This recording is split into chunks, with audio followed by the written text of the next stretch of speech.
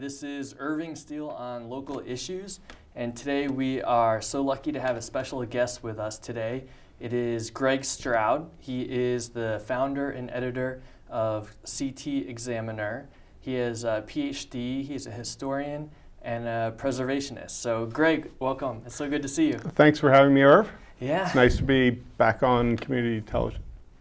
So what are we talking about today? So one of the things that I'm always impressed by you with, of course, many things, but one thing specifically is that you are kind of this startup entrepreneur, and whether it's maybe 5 a.m. in the morning or 10:30 at night, I feel like you're there plugging away and quick response. How do you do it? I think it's really about the love of the project. So I kind of love what I'm doing.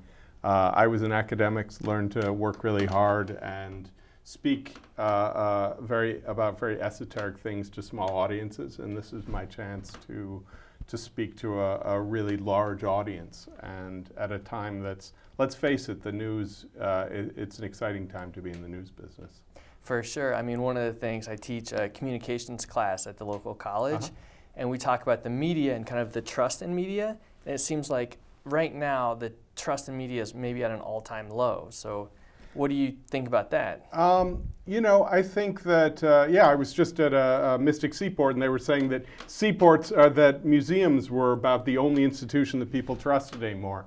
And I think that's a challenge. I think that it's very hard to pitch anything to a single public anymore. Growing up, there were 3 stations on television. You go to school in the morning, everyone watched the same shows. We had very few newspapers and very few sources of information, and so it was easy to kind of get together. And now we've sort of fragmented, and sometimes those fragmented sources, they just pitch to small niches, and it sort of divides us and breaks us up. I think this last election cycle, I just felt like I saw this flock of sheep. I don't want to overuse that because that's used in a political way, but more I felt like the parties were these 2 sheepdogs that were separating everyone out. And to your point with the niches, it kind of feels like on one side maybe we have the Fox News all the way on that side, and maybe on the other side kind of New York Times. And one of my goals, and one thing I try and support as much as possible, and I think you do too, is we're Americans. Let's come together. Let's try and move forward as a state, country, community. I think that one of the really hard things that we try to do is we say, disagree all you want about how you interpret the facts, but can we settle on one sort of rigorous set of facts to argue over, to debate over? And that's something that I think that I'm pretty proud that we have accomplished better than a lot of sources and gain credibility. I mean, it's a tough business, but I think if I want to hang my hat on something this election cycle, we had the most divisive issue in Connecticut, and one of the most divisive issues in the United States was over this so-called critical race theory debate. And we managed to have our coverage shared by the Green Party, by Democrats, by Republicans, both sides of that debate, without being both-sidism, as they worry about. So if we can accomplish that, that actually gives me hope. And hope that potentially more and more engagement in the political process, or just in our communities in general. That I think what I read was maybe in Guilford there was a lot of talk about this, and there was something like 80% of people voted in municipal, which is usually unheard of. It was a remarkable turnout, which was hopeful.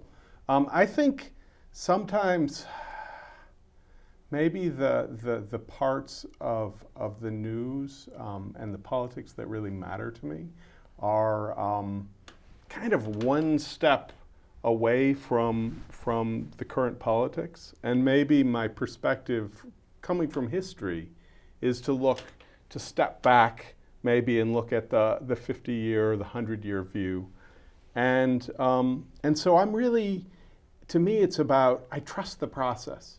I trust democracy. I believe in democracy.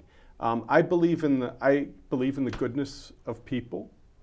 Even though I generally believe, as I say, I think of democracy at its best as failing forward.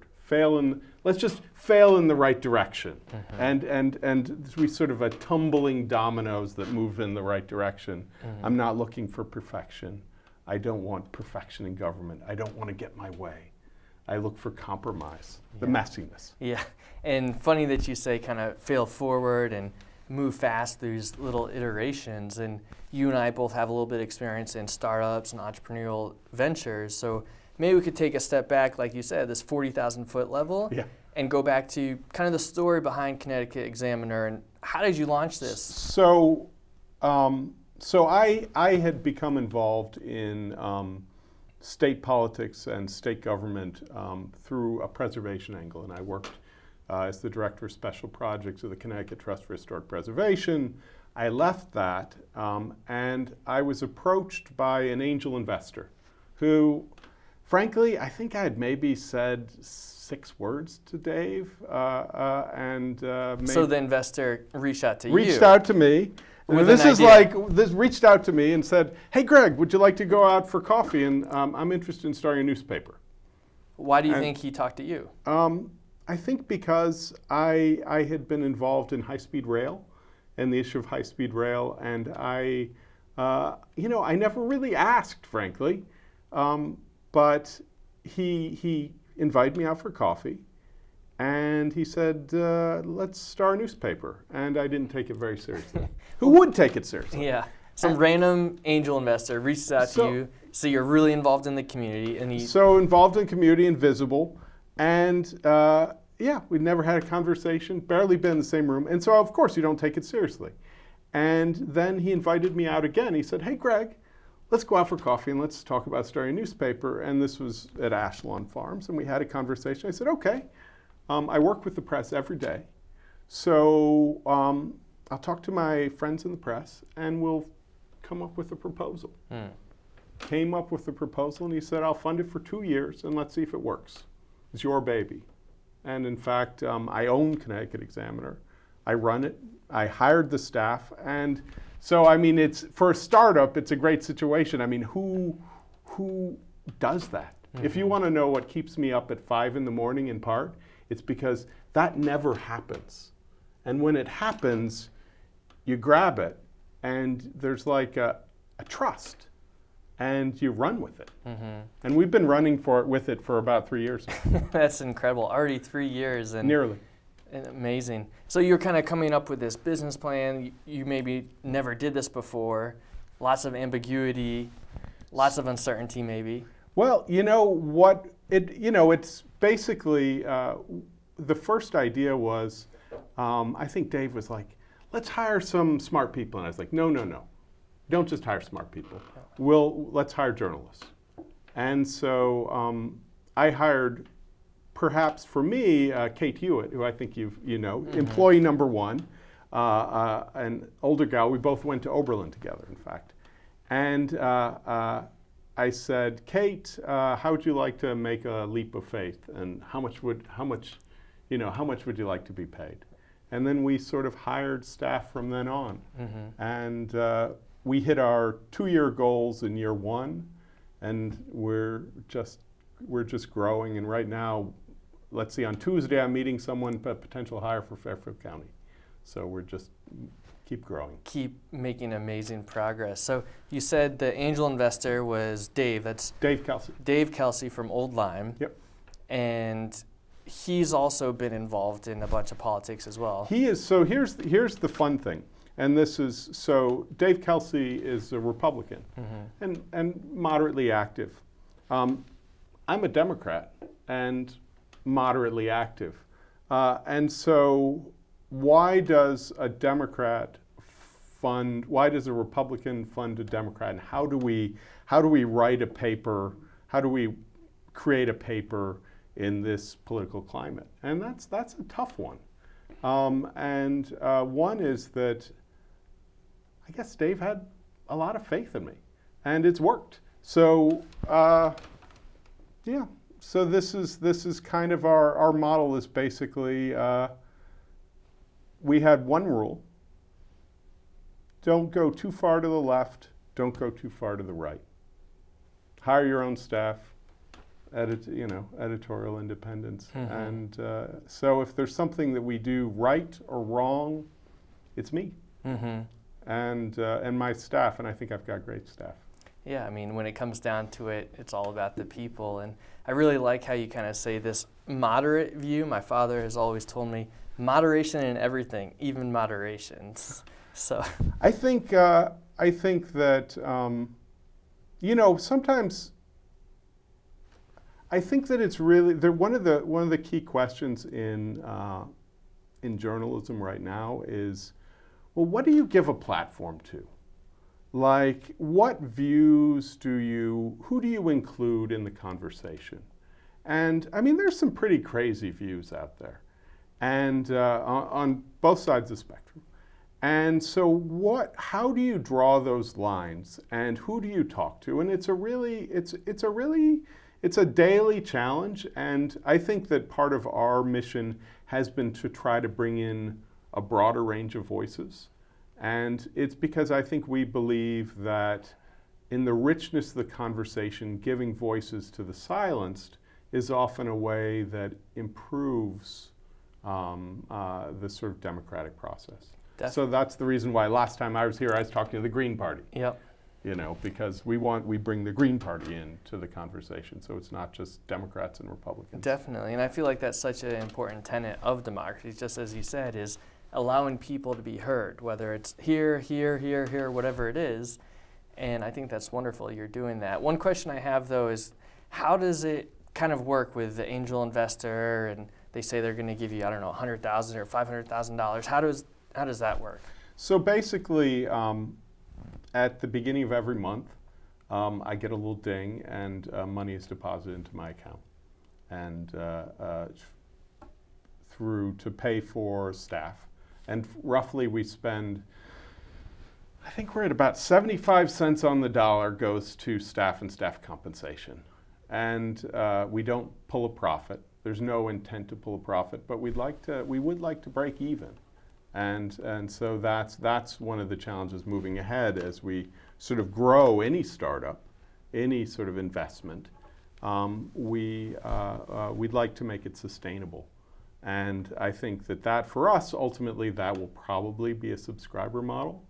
But again, it's how can we do that and still not lock people out? How can we take the best of social media and bring as many people in? So that's, right now I will say, if we charged as much as The Day does for their digital content, we would be grossing right now somewhere over $20 million a year. So that's about what the size of our readership is. That's amazing. And Dave Kelsey is a very talented investor in real estate, and MBA has done a lot. So I imagine he has some kind of financial incentive to have the Connecticut Examiner grow and succeed. If we do great, sure, that would be great. It would be great for all of us. I think right now, as a profit model, I'm not sure that the news business is what it used to be. It used to be you had classified ads and all this, practically printing. The Day practically printed money back in 30 years ago. Mm-hmm. So I think that really the focus is on providing great local news, and that was sort of one of the. Dave came to me, and he said, if we don't have great local news, then towns die. And I sort of said to Dave, local news is fine, but I'm kind of interested in serious policy. And so we're sort of in this oddity that we do hyper-local news, but we actually combine that with policy.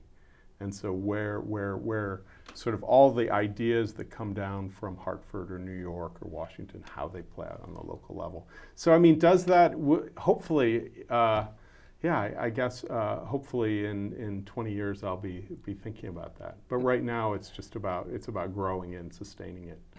And I love the aspect of hyperlocal that you maybe know better than me. I think there's some Columbia study saying wherever there's press and local press for hyperlocal, I think municipal spending is down 28% or something along those lines. Just I'm not sure if that's a good thing. 28%.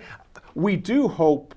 Core to our mission is sound fiscal policy, historic preservation, good sound environmental policies, and things that those things play out on a local level, whether it's how they handle sewers and septic, sidewalks, school budgets, the stuff of local government. And ideally that makes it a lot easier for us because 95% of that shouldn't be a partisan issue. It should just be about competence, honesty, and and then there's some people lean a little this way, some people lean a little that way.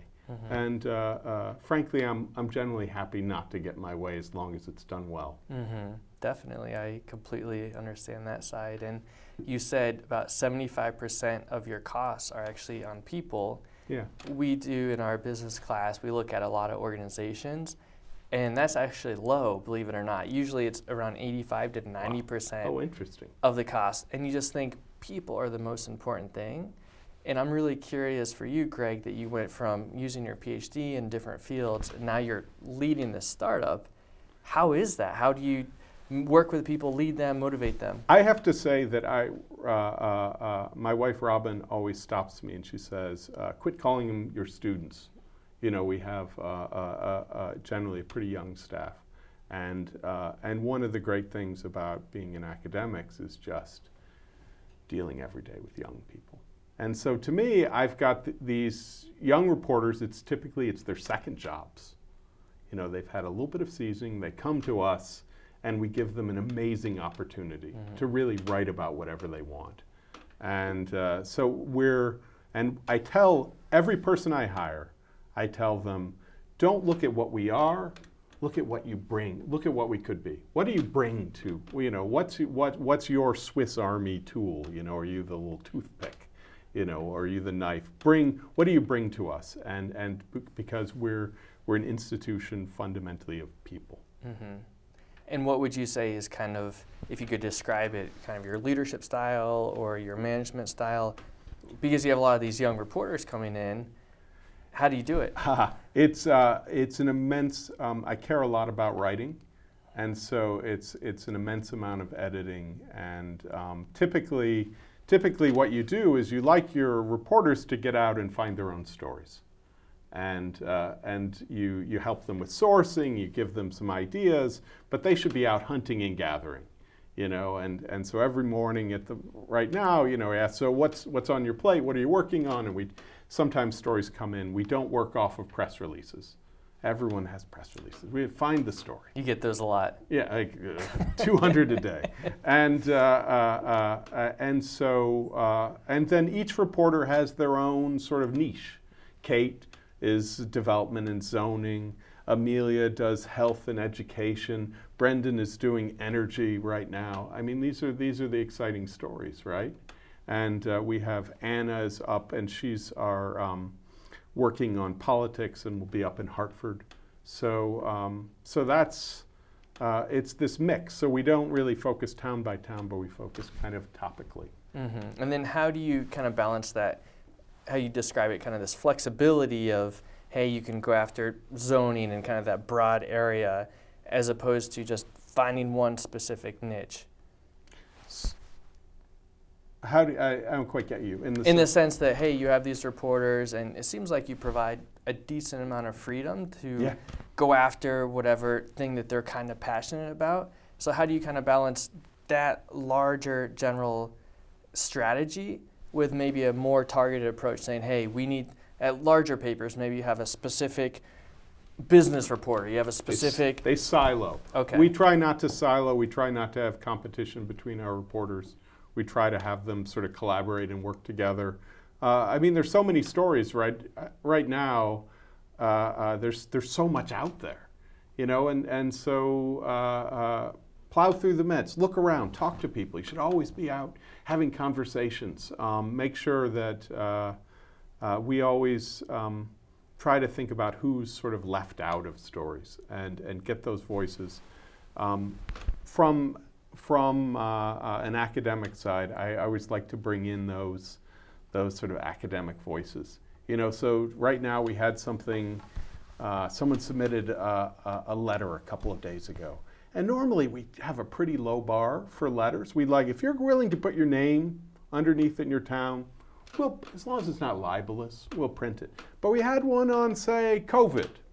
It's like, we're going to be pretty careful with this. And so there we say, I tell my reporter, it's like, talk to Yale. Let's talk to Yale and let's find out whether this one data point is what can we make of this. Get an expert in there. Yeah. We fundamentally it comes from I earned a Ph.D. for a reason because I believe in expertise, and that's part of it. And we don't have to go into it if you don't want to, but obviously on everyone's mind, you mentioned COVID, and if you want to just briefly say how it's impacted your organization, and we don't have to get into the weeds. No, actually, it's really important. COVID has fundamentally brought local politics online and streaming in a way through meetings and hearings that I think is immensely beneficial to the public potentially. It's good for the news business, and I hope it continues. And that's certainly something that I'll probably write about during the coming session. So that's a part of it. I have 3 reporters who have only lived in Connecticut during COVID. So that's quite a challenge for them to, many of their sources they've only talked to by the telephone. So that's certainly been a challenge.